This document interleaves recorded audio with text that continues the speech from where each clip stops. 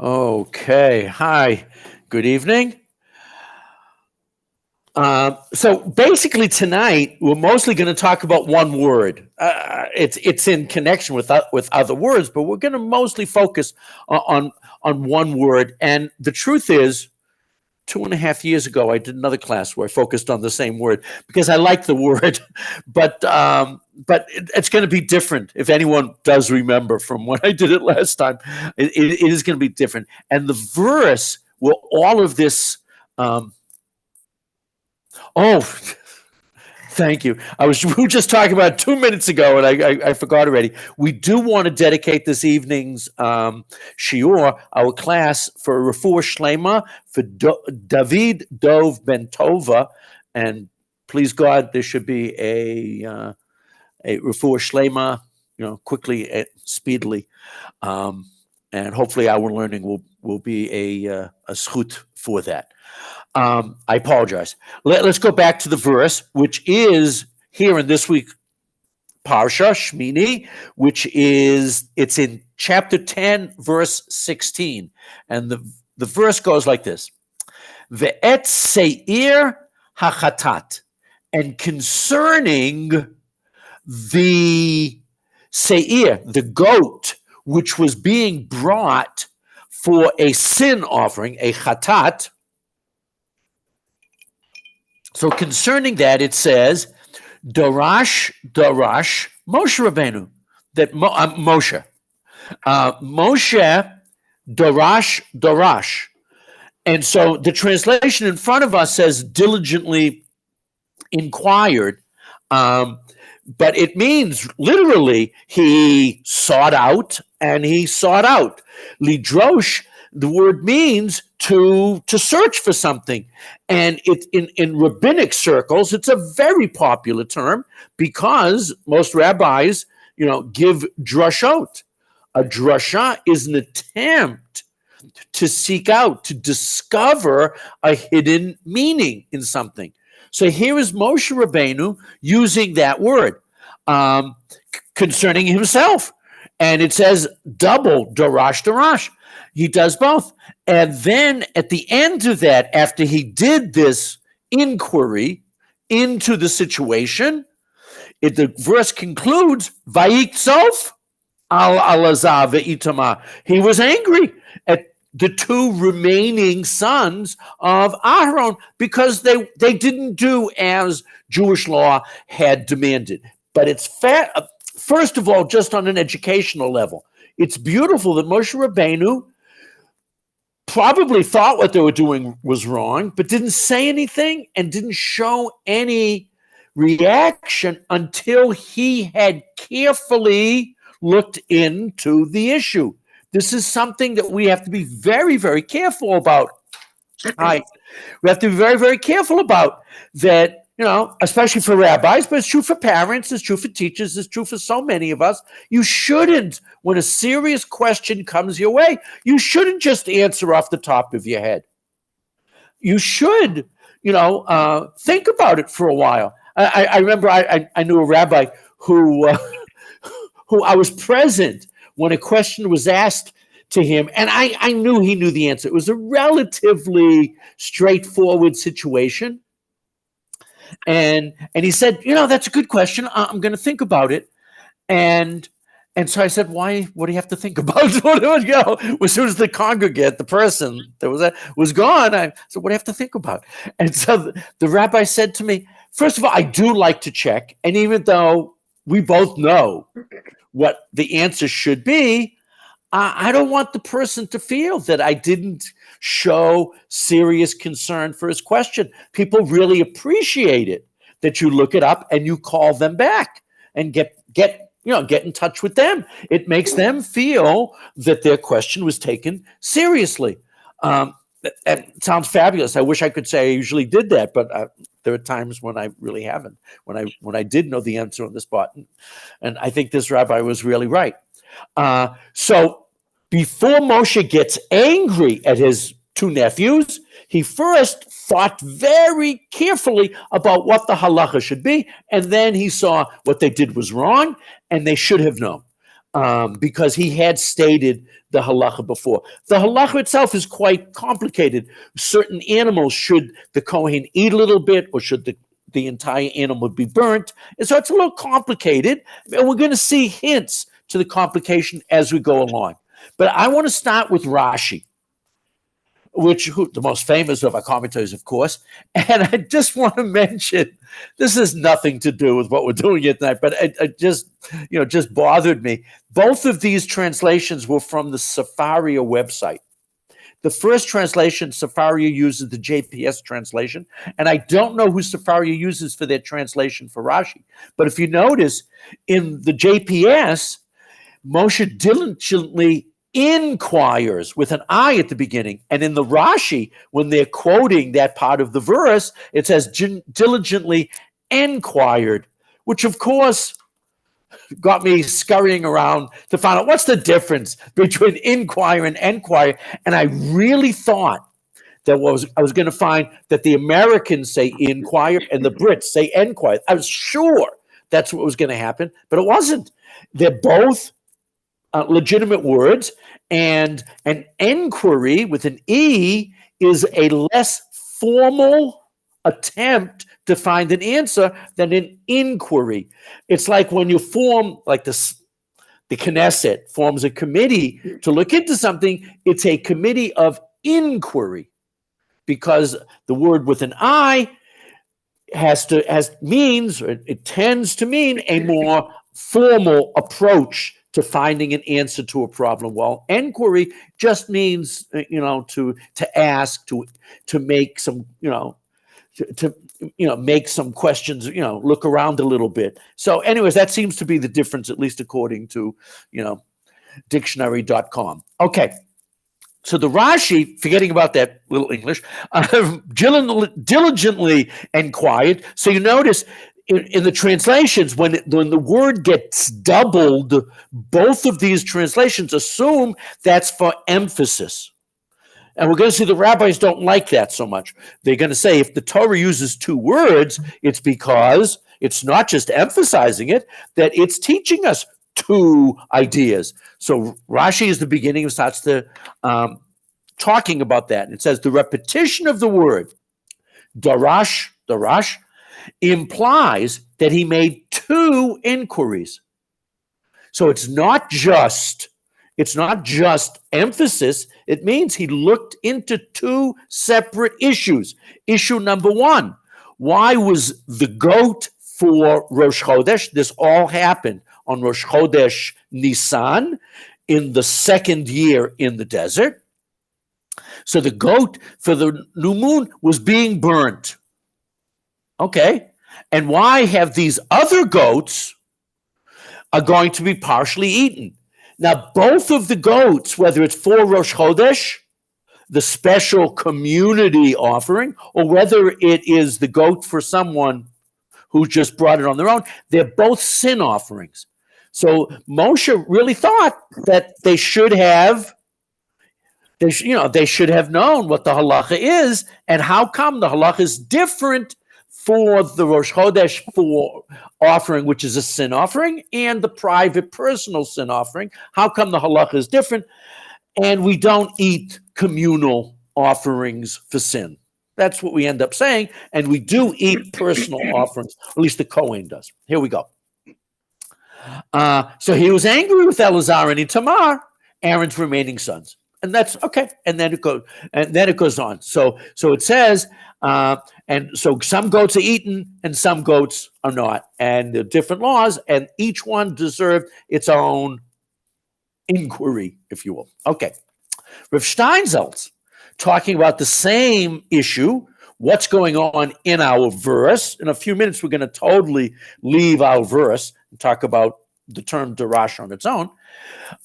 Asks or brings up, Moshe inquired about the goat of the sin offering, okay, which was supposed to have been eaten by the priest as part of that service after the removal of the portions designated for burning on the altar. So in other words, part of the animal goes onto the altar and is totally burnt, and part of it is distributed amongst the Kohanim who are on duty to consume. Okay, excuse me. And Moshe discovered that, behold, they saw that this offering, which should have been eaten, was instead burned. And therefore he got angry with Eleazar and Itamar, the surviving sons. Perhaps Moshe did not express his anger toward Aaron. So the problem of Rav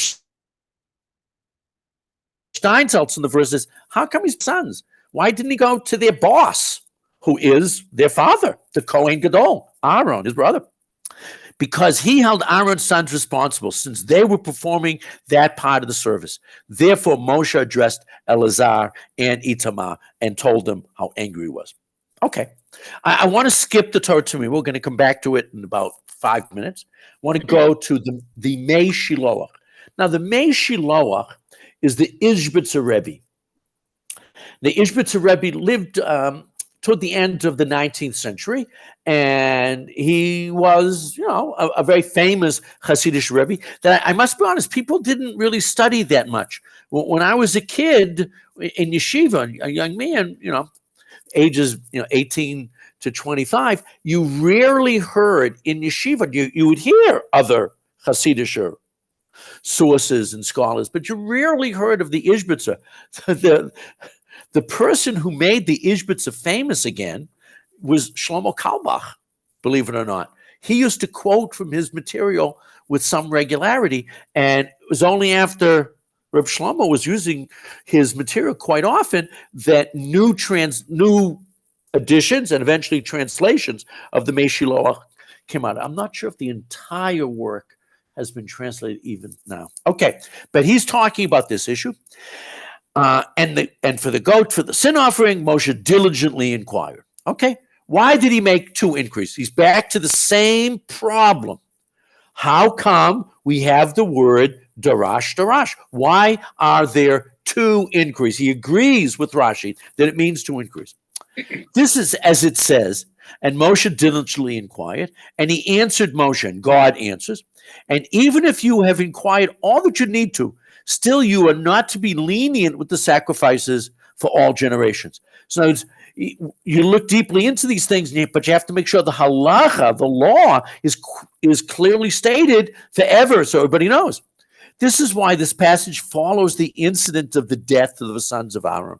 Earlier in this chapter 10, Nadav and Avihu, the oldest two sons of Aaron, die while incorrectly bringing a korban. I don't want to get into what mistake they made tonight. We've done that before, and maybe we'll do it again. It's an interesting question, but they incorrectly brought their sacrifice, and a fire comes out from heaven and consumes them.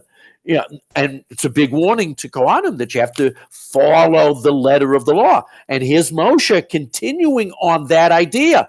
Hey, before we do something, make sure we've got the halacha straight, because we don't want other Kohanim being punished.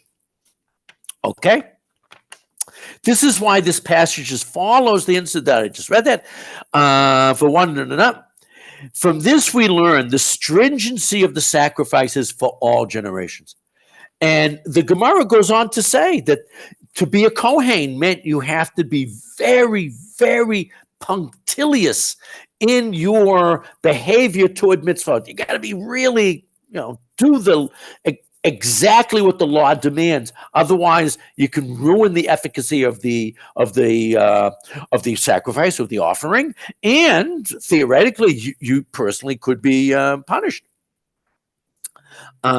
Therefore, they are not to be eaten. This sin offering, which was a communal sin offering and was brought right after the death of Nadav and Avihu, we said, no, we're not going to eat it, because they made a mistake with the sacrifice. We're doing penance for that, and nobody should eat this.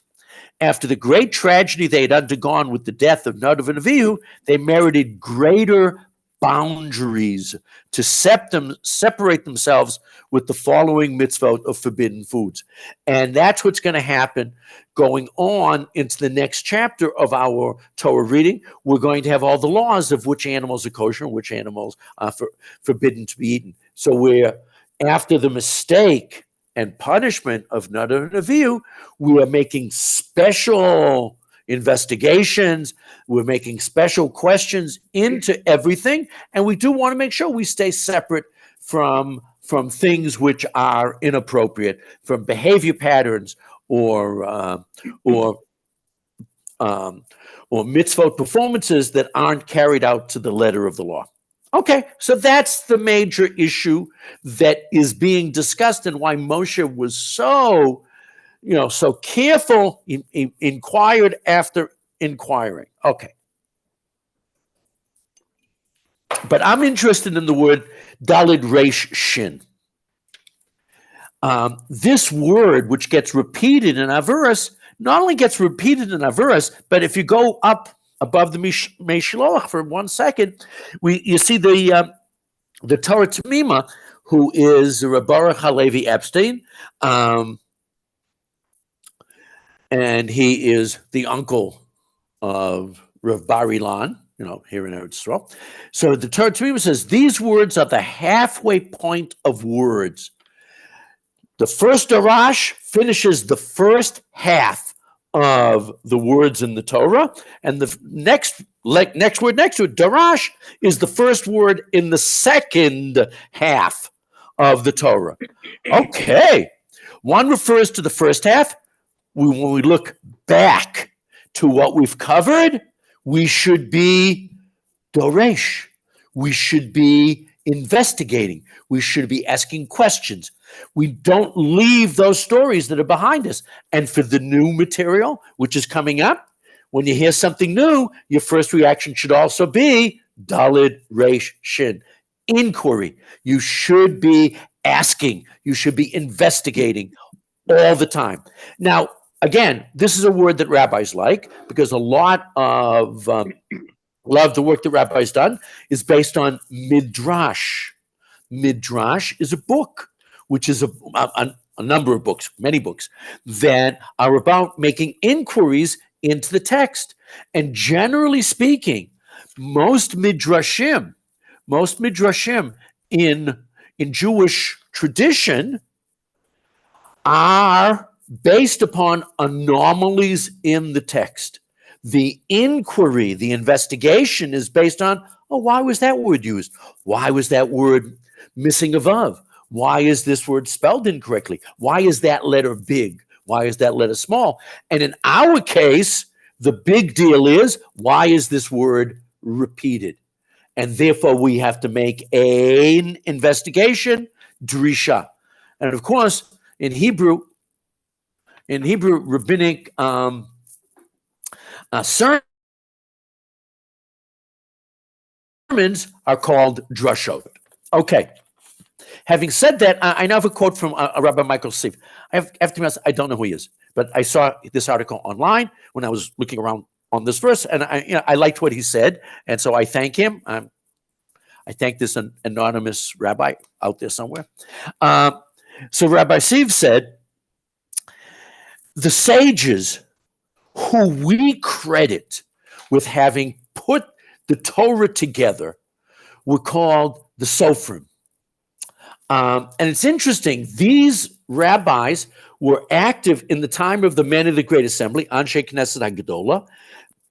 The men of the Great Assembly apparently were in the leadership role for the Jewish nation from the time the Jews came back from Bavel, approximately 500 BCE, until during the period of the Hasmonean kings, the Maccabees, after the Maccabee Wars. So from approximately 500 BCE till approximately 150 BCE, these men of the Great Assembly were the great leaders of the Jewish nation, and some of them were very much involved in canonizing Tanakh. They're the ones who decided which books can get into Tanakh and which books are going to be left out.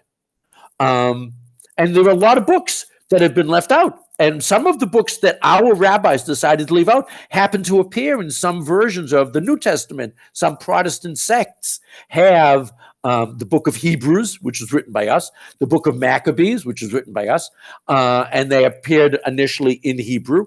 But we decided that they were after the period of prophecy, and they shouldn't be in the in the Tanakh, in our Bible canon. But these rabbis that made these decisions were called Sofrim. Now, most of us know who Sofrim are. Sofrim are scribes, and that's the way we use the term today.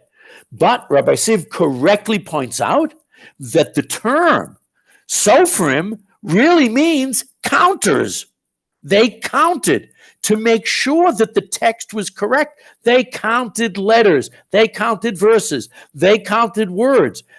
Everything was being counted to make sure that my text was in accordance with the previously received texts. So the men who were responsible for this were called Sofrim. And quite often, whether they were members of the Great Assembly or not, we talk about rabbinic law during the 4th, 3rd, and 2nd centuries BCE as Divrei Sofrim, from the rulings of those scribes. Correctly pointing out, they're not really scribes, they're counters. They counted the letters and the words to make sure that the text was accurate, because they would count the letters, words, and verses of the Torah. It is through such a process they were able to determine that the letter Vav in the word Gachon in the verse, everything that creeps on its belly, which is in the next chapter in the verses about keeping kosher, that the Vav there is the middle letter in the Torah. Okay.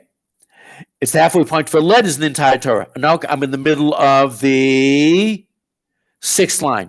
Interestingly, that letter is enlarged to, like the custom, make a big vav, bigger than a normal vav. It's almost as long as the nun that's next to it, nun sofit. And okay, because we want to point out this is the middle letter. Okay. The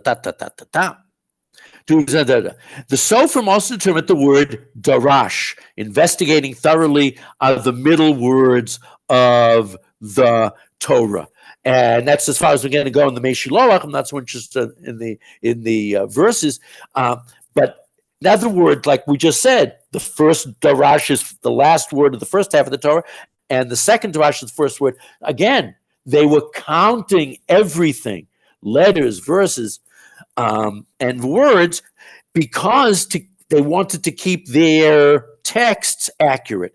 And the midpoint is between the words darash, and therefore the word must be very significant. Nothing is a coincidence in Torah. So if God wrote the Torah in such a way that this is the middle word, that word must have some significance. So that's what we're going to continue talking about from now till the end of the evening. We are going to be covering that. Okay.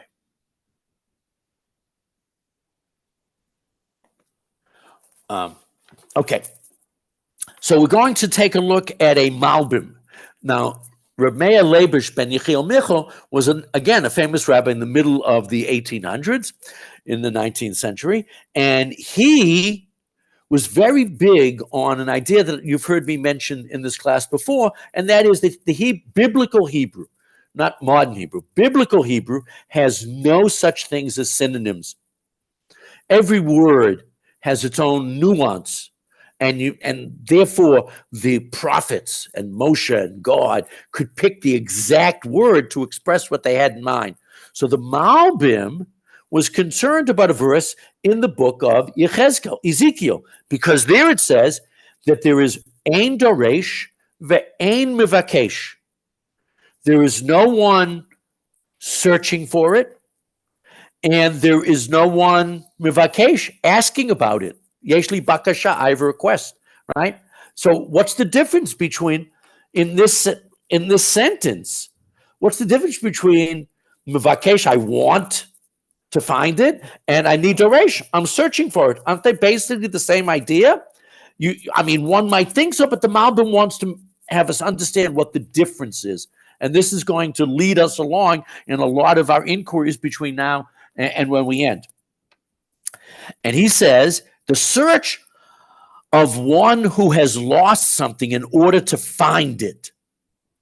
Okay? The seeker wants to reclaim the item from a finder with identifying marks. Okay, so there's two things. I am looking for my lost glove. I mean, make it up, anything you want. Okay, I'm looking for a lost glove. So the first term, DARASH, means I'm out there looking. Gee, the last time I saw the glove, I was in that field. So I'm going out to that field. So that's drisha. It's a search, okay? A bakasha is a little bit different. I really want to get it back. It's the same idea, but the bakasha is someone has found a glove, and I want to go to that person and give them simanim. I want to give them identifying marks to prove that that glove is mine. I lost a left glove, and it was black on the back and gray on the palm. I have to describe it. That's the bakasha. So drasha is more of busy, running around, and bakasha is more of intellectual, discussing, is this really my glove that I really want to get back? Okay. And in the verse, it's talking about God, that Yechezkel spends most of his book very angry. He's a very angry prophet. We have like happier prophets and angrier prophets. Yechezkel is one of the angrier prophets. He's up there with Jeremiah. And so he's using that word, those two words, to talk about how we search for God, both physically and intellectually. In other words, we don't give up on trying to find the right word to say to God. And we continue emotionally making sure that we're always seeking out God's presence. And it's a very beautiful idea.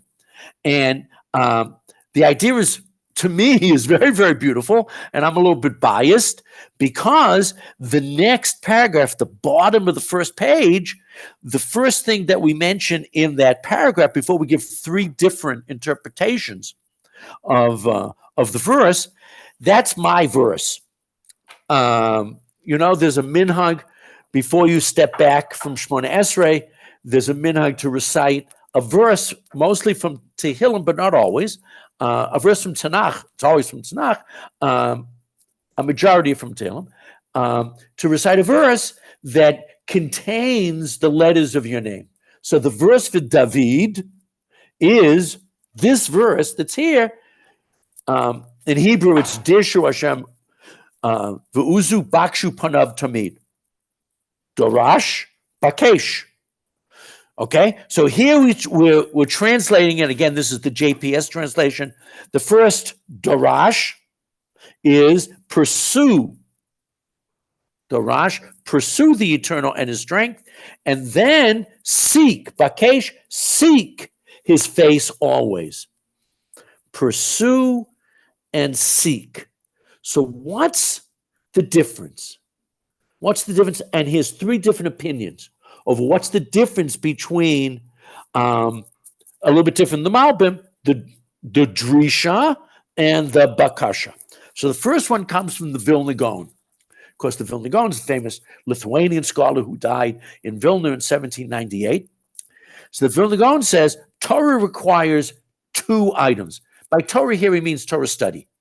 Torah study, and I mean, that's what he lived for. I mean, I know we're in the midst of debates over, whether or not there should be, draft exemptions for people who are going to learn full time. I don't think anyone would have denied the Vilna Gaon an exemption from the army. I mean, he studied every minute of the day. We're not talking about when we say, and I'm one of those who says it, when we say that that everyone should be open to the draft, we admit that there could be exceptions. By the way, I don't know how well known this is. The Israeli army has exceptions for scientific geniuses.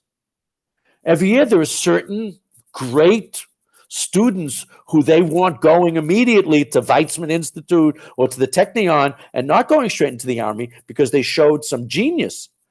So we're not against someone who's a genius, pursuing their intellectual studies. We just don't believe that that's the way it should be for every member of society or for 15% of the society. So nobody would have told the Vilna Gaon he had to go to the army. He might have gone voluntarily, I'd like to think, but no one would have told him because he was really sitting and learning every minute of the day. Okay, so his interpretation. Torah requires two items: to search with strength and effort. Drasha, search with strength and effort. We say, put your kishkas into it. Really, really delve deeply into it. Drink deep or drink not of Parian springs. Okay, and to request God's report in the quest. So number one, drasha is my hard work, schwitzing through the sugya, trying to really work hard to find out what's the answer to my inquiry here. And then I turn to Hashem and I say, please give me some help, and both of those things, because we never want Torah study, deep intellectual approaches to Torah study. We never wanted to ever, God forbid, become divorced from religious pursuit. You've got to feel that I'm doing, what God wants me to, and I ask God to help me in that. So that's the Vilna Gaon explaining the two terms. Very nice. The Tiferet Shlomo. Tiferet Shlomo, we're going back to a Hasidische source, and Reb Shlomo of Radomsk said, all pursuit and seeking for physical things are finite. If I'm looking for gold, at some point, I'm in a mine. At some point, there's no gold left, right? We just did it, okay? When you possess the item, you stop. I got it. I finished, okay? However, seeking God is eternal. Bakshu panav tamid, always, without stop, okay? Because when you achieve one level, there is always another level. So work hard, but understand I'm working hard here, but once I get it, I have to move up to the next level and work hard there, and then work hard on the next level above that, because it's infinite. It's infinite. Because when you achieve one level, there's always another level to pursue. The more one accomplishes, the more one realizes that there are still levels to achieve. I just want to mention, there was a very interesting gentleman in 2001 who applied to become a student at Yeshivat HaMivtar.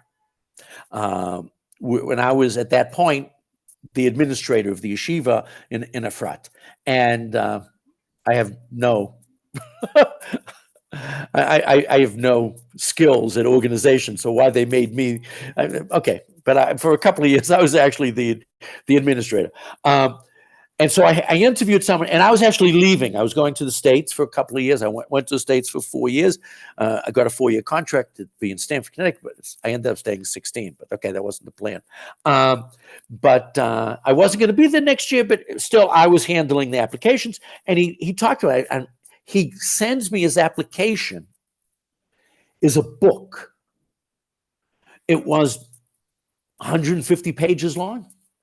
And it was a binder. It was pages that were printed off of a computer, but it was a thick binder that was page after page that he really went through. Number one, his life. Number two, all the articles he had published. And when you're going through this thing, you notice he was originally a Protestant minister, and then he decided to convert to Catholicism, and he became a Catholic priest. And here it was, 2001. He was about 40, maybe early 40s. He decided he would like to be a an Orthodox rabbi. He in the process, almost finished. It wasn't quite finished, but almost finished his conversion. And we told him he can't come until the conversion is complete. Okay, all that. And then, so I said to him, "What's going on here? I mean, do we have a stability problem, sir?" And he explained to me. He says, "I grew up a Protestant, and I started studying it, and it was just." Interesting material. It was like a beautiful pond that that was just worth exploring. But at some point, you just finish. And then I discovered Catholicism. I took a course in comparative religion, and then and I forget where, and I just saw that there's so much more going on in Catholicism than was true going on in my Protestant sect, and I just got intellectually excited. It was like a raging river. It's like the Mississippi. It just keeps on rolling along, and it was just amazing. And then I ended up learning with a neighbor of mine who was an Orthodox rabbi in somewhere in upstate New York, and I discovered that there's a greater study than Protestantism or Catholicism. There is Judaism and its Torah, which is like an ocean, and I just had to voyage out into that vast sea. And it's a beautiful analogy, a pond, a big river, and then an ocean. And so there's a lot in Torah, and it never ends. It never ends. Likutei Maharan, of course, is Rabbi Nachman of Breslov, and he died in 1809. And this is a collection of his works written by his Talmud. But now, as soon as we see the destruction of the wicked, God's countenance is immediately revealed to those who do good. Okay. This is the meaning of, now it goes to our verse. The drasha started elsewhere. Now it goes to the verse here, my verse in Psalms. Seek his countenance constantly. By means of constantly, the aspect of the land of Israel, as it is written in Devarim, God your Lord keeps his eye on it constantly. By means of the land of Israel, you will merit to find God's countenance. For by means of the land of Israel, you will merit to see the destruction of the wicked, as explained above. Okay? So in other words, he's saying that the greatest place for studying Torah, the place where the vistas will open up, is in Eretz Yisrael. He apparently wrote this in 1798, when he spent 6 or 7 months in Eretz Yisrael, in Tzfat. And he felt like this constant searching for God and for God's Torah is best accomplished in Eretz Yisrael. And again, it's just an ongoing thing and can never be completed. Okay. With all of that material, I want to take a look at Rabbi Lichtenstein. Now, so far, we have translated DARASH as inquiry, enquiry, search, pursuit, a seeking. We've had all of those terms, okay? Reb Aaron's going to add a couple more to our glossary of terms to describe the term lidrosh. And he does it in a specific context, and that context is a verse from Yirmiyahu. I apologize, I made a mistake when I put the sheet together. I didn't give you, if anyone wants to write it down. It's Yirmiyahu, Jeremiah, chapter 30, verse Yud Zayin. Chapter 30, verse 17 in Jeremiah and Yirmiyahu. For this is Zion, whose welfare is sought by none. So Jeremiah was very sad. He said, here we've got Zion, Yerushalayim, Eretz Yisrael, and nobody's working hard. to keep it. That's what he felt. No one really cares and works hard for its welfare. From here, from this verse, the book of Jeremiah, we learn the obligation of seeking her, Zion, Eretz Yisrael, Jerusalem's welfare. The situation, he's going to mostly focus on Yerushalayim. Zion, as a term, changed its focus. It initially meant a certain either building or place in Jerusalem when the term was first used in the time of David. And then during the time of Yirmiyahu, it came to mean all of Jerusalem. And eventually, during the time of Ezra and Nehemiah, the term Zion was expanded to mean all of Eretz Yisrael. So here in this particular Torah, Rabbi Aaron, Olav Shalom, is working on Zion as Yerushalayim. You'll see why that's important in a few minutes. The situation of whose welfare is sought by none is a situation which does not tally with Israel's destiny. Israel's destiny requires us to care about the welfare of Yerushalayim. And Yirmiyahu is crying and pulling his hair out over the fact that it didn't look as the conquest of Jerusalem was on the horizon by the bad guys, the Babylonians. It looked like people didn't care. And that was driving Yirmiyahu crazy. So what is the nature of this seeking of her welfare that Zion requires? That just finished the third line, broken this up into smaller pieces. It's hard to follow such a big paragraph. Okay, I apologize. The concept of drisha, so again, we're back to that word, is used in several ways. And most of what he's going to say between now and the end, most of it's going to be different ways of looking at the term dalid reishin darash, to seek, to search for, to want badly, right? Okay. The first refers to seeking and searching. She seeks wool and flax. Oh, we know that. Darshat Samuel is that we sing it every Friday night in Eshes Chayil. The woman of valor seeks wool and flax so that she can weave them and make things for the family or to sell. Okay? And there it is, the Mishlei 31, the end of the book of Proverbs. So that's the first. You searching, looking. Okay? However, there is yet, And Moshe sought out the goat of the sin offering. That's our verse. Okay, so and then we have our verse, which means a similar thing.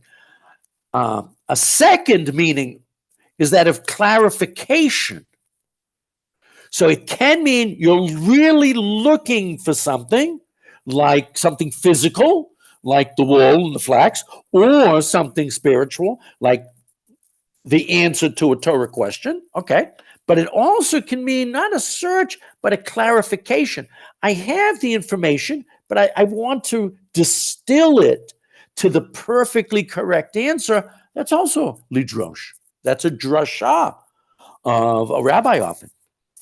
And there it says, and you shall inquire the darasha and search out and ask diligently. And that's talking about going to the rabbis of your time and doing your best to get a clarification. You don't know the answer all by yourself, so you're going to someone to have it clarified for you. Okay.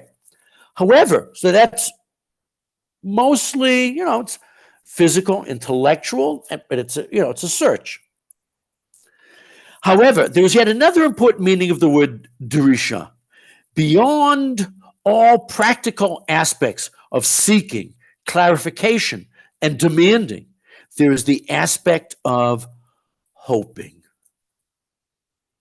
That sometimes the best translation for the root daled resh shin in a verse is, we really hope for that. It's so important to me. It is my hope. Referring to lofty aspirations, matters of holiness, and strong spiritual longing. Of course, this type of darisha can refer to God himself. Sometimes it's not that I'm looking for an answer, I'm looking for God. Maybe that's what we spend most of our lives doing, the pursuit and search for God. But we also use it for the land of Israel and also for Jerusalem, a land which the Lord your God cares for. Hashem Doresh. This is the verse right after when we talked about in Devarim, when we talked about the Birchat Hamazon, V'yachalta v'savatu v'erachta. Right after it says, this is the land that God cares about. The eyes of the Lord are upon it always, because it's an act of love, okay? It's an act of commitment. However, more often, it refers to a feeling on the part of Knesset Yisrael. And now, seek God when he is present. Now, this pasuk, Desh Hashem Behimatsu, is used by the Rambam and other commentaries to describe why we so diligently are looking for God around the high holidays. We believe that God is more available to us in our search for God's presence on the 10 days of repentance. Call on him when he is karov, nearby. And you shall seek the Lord your God from there. There probably doesn't mean a time, probably means Eretz Yisrael, but some people think it could mean a time. But okay, when you long for him with all your heart, with all your soul. For so says God to the house of Israel, seek me and live. Darosh oti v'chai. So the word, it's the same word, and it's to a certain extent the same kind of effort over and over again, but with a slightly different nuance to it each time. Okay? And you shall seek the Lord from there when you long for him with all your heart, with all your soul. For so says God to the house of Israel, seek me and live. Seek God and his strength. Seek his face continually. And of course, that's that's back to my verse, that we saw before, 105:4. Is there anyone with understanding who seeks God? So again, it's a search for meaning in our relationship with God and in life. The other aspect of Drishat Yerushalayim in our days, I mean, I live in Jerusalem. I don't have to look for Jerusalem. I mean, it's not like I don't have to, I just go out my front door. There it is. Hey, here we are, Yerushalayim. So how can I fulfill this obligation to seek Yerushalayim? It's here.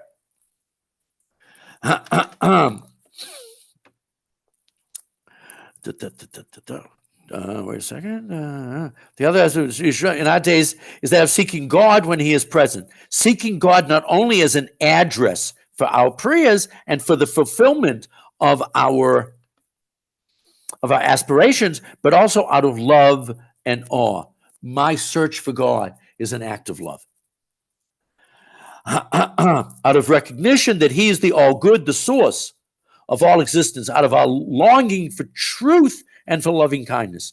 Anyone who possesses a spark of holiness, a spark of the Jewish flame, is among those who are Doresh Hashem. You really want to be Jewish? Look for God. That's what it means, according to Rav Aaron. It's a beautiful answer. Those who seek and search for him, that's what Jews are. That's who Jews are. Okay, so I'm just beyond halfway in this long paragraph, and it's at the line that has that word underlined and in boldface. I did that to point out where we are. This drasha of that act of love looking for God is a dialectic. Okay? For those of you who aren't into Kantian philosophy, a dialectic means it's a bit of a discussion, two sides, a bit of a debate. There's this aspect of it and there's that aspect of it. And sometimes one defeats the other, and they're always sort of, vying for supremacy between the two opinions, but he's going to tell us what the dialectic is. So the first part of the dialectic is searching. The dialectic of searching on one hand, seeking God's presence, seeking to encounter him. So that's the search. The other side of the dialectic, and longing on the other side. One is more, they're both intellectual, but one is more energetic, the other is more emotional. And the second one may be more impactful on my soul. As expressed through Shir HaShirim, you read Shir HaShirim, and one lover is looking for the other. I know it's almost a comedy of error, and they keep missing each other, but they're looking for each other, and it's their whole being is to find their beloved. Longing for a beloved who reveals but a tiny portion of himself, a beloved who appears and disappears. The longing for God as our companion, as it were, is the longing for something which we know we shall never, I'm going to add a word here, completely attain. We do attain it a little bit, but we don't completely attain it. God is always ineffable. God is always, as much as we feel close to him, it's still beyond as well. Something which is beyond our reach. Or back to Shir HaShirim, beyond the wall. The lover is trying to get into the garden and beyond the wall. And the beloved isn't entering the door. Between the cracks in the faraway hills of Batar, which is at the end of the poem where the lover is going to the fragrant hills of Batar. And so it is with his accessories, as it were. It's not just true of our relationship with God, it's true of these accompanying precious items that have to do with our relationship with God. Zion, Jerusalem. It doesn't say the Beit HaMikdash, but he means that too. Zion and Jerusalem, first and foremost among them, the focal point of the Shekhinah on earth. We see Zion in front of our eyes. Rivka and I love to go for our walk on the Tayelet, and we can see Har HaBayit, and you can see, you can see the Golden Dome, on Har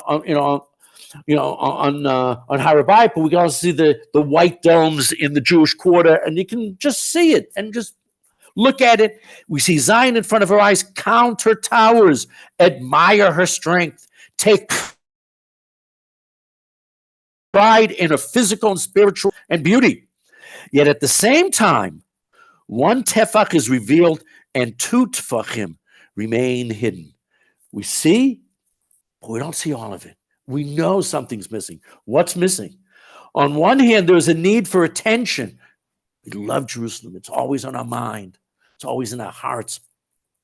We dare not allow our thoughts to leave Zion. We dare not give up hope, neither in our consciousness nor in our actions, for Jerusalem in her full strength and her full sanctity.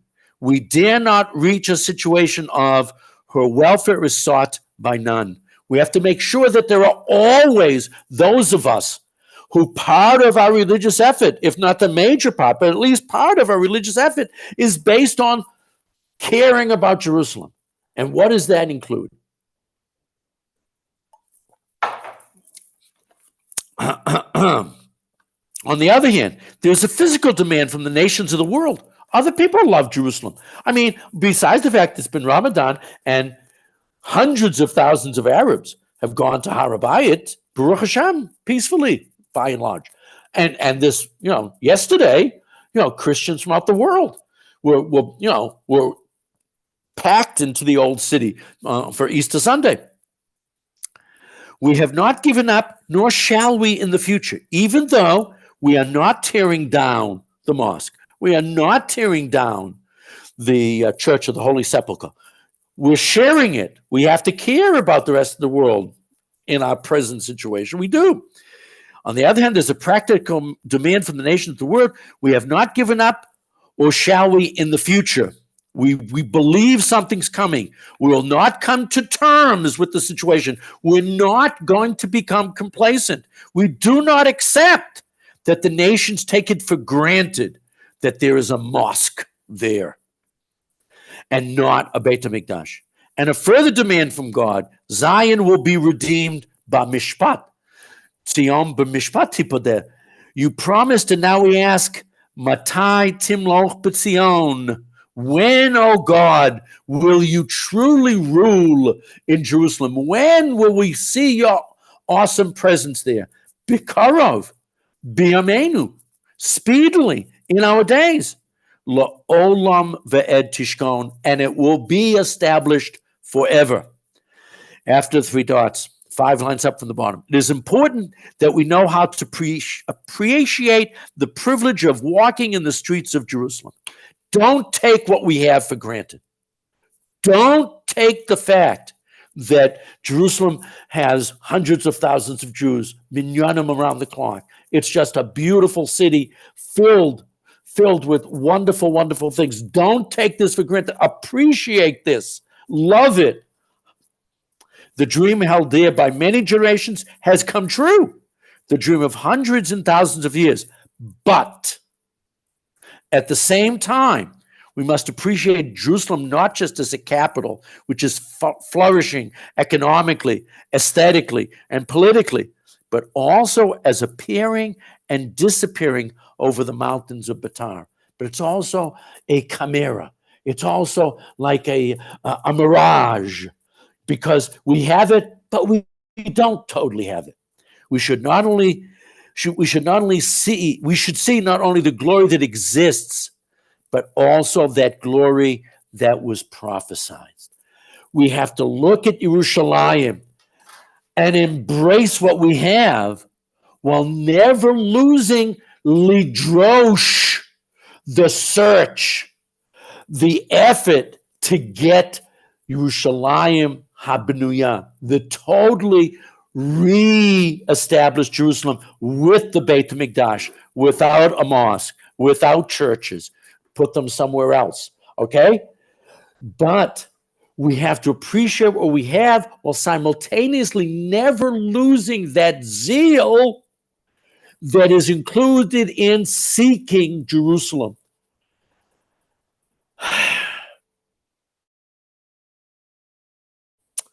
There was a movie called Seek Never Neverland. And sometimes we used to feel that seeking Jerusalem, God forbid, was, seeking something that was unattainable, Never Neverland, right? But it's not. It's really here. And we really have come a long ways. And we have to be grateful and appreciate it. And I hope everybody makes efforts to come and visit it and to truly appreciate it. But we also can never lose lidrosh, never lose that enthusiastic effort to capture what is still missing and to make Yerushalayim haBenuya, the completed Yerushalayim, with the Beit HaMikdash, Be'ezrat Hashem, very, very soon. So we're seeking all the time because there's always a new level to be attained. Lidrosh is a very important word, both for Moshe Rabbeinu and for us too. Thank you all very, very much for joining. Just before we close, I just want to repeat that we said at the beginning that tonight's learning was in hopes and in prayers for a refuah shlema for David Dov Ben Tova, and the refuah shlema should come speedily. And again, thanks everyone for coming, and let other people know that by tomorrow the recording will be up. Good night.